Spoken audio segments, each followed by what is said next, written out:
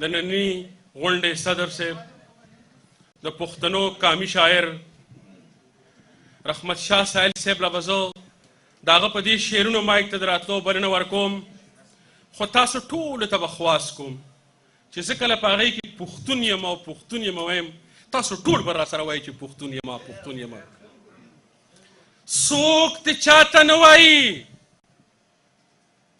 څوک دې چاته نه وایي ما ټوله دنیا پیژني، څوک دې چاته نه وایي ما ټوله دنیا پیژني. زه خپله عنوان خپله مضمون یمه، پښتون یمه پښتون یمه. او سپک نظر هم سترګې درنې کې چې راوګوري،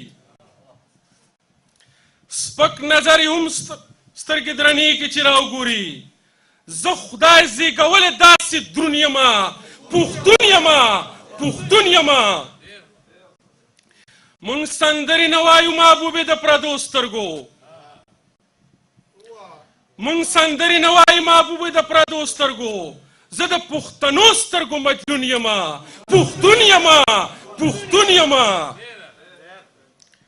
په دې شعرونو باندې د پښتنو قامي شاعر د خوشحال خان د پټکیول، د احمد شاه د تورې شړنګ، د ملالۍ ټپه، د باچا خان د امن او د ورورولۍ د سیاست وارث او د پښتنو پیغلو او زلمیانو د اوچو شونډو ترجمان رحمت شاه سایل صاحب له بلنه ورکوم چې راشي تاسو ته خپله وینا او کلام وکړي.